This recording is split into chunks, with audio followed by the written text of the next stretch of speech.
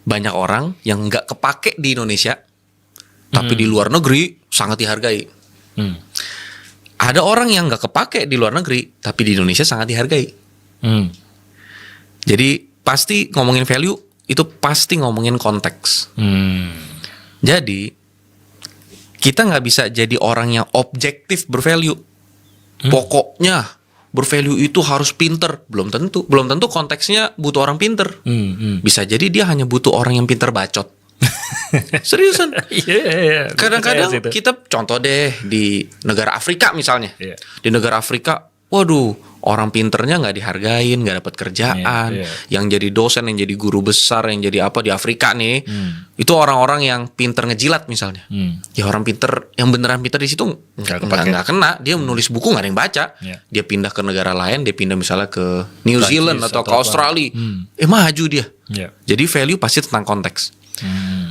Jadi masalahnya cuma dua kalau orang nggak bisa hidup dengan baik.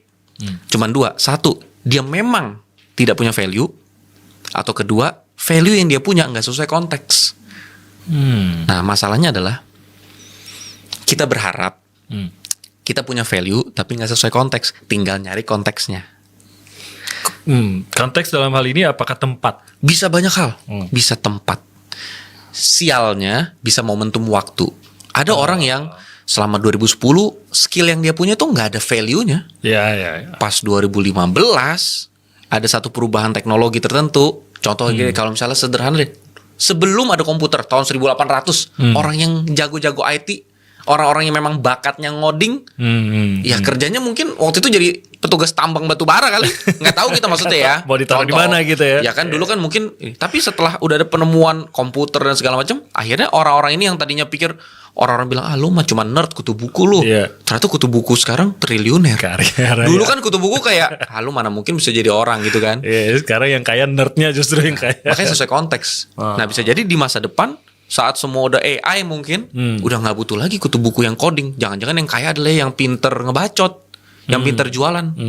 Elon Musk pinter banget, tapi harus diakui Elon Musk tuh sangat pinter menjual mimpi. Kalau dia gak bisa jual mimpi, ya kalau tentang jual mobil listrik, Cina udah menang jauh dah sama BYD. BYD dan kawan-kawan udah menang jauh. Cuman maksudnya adalah value tuh pasti sesuai konteks.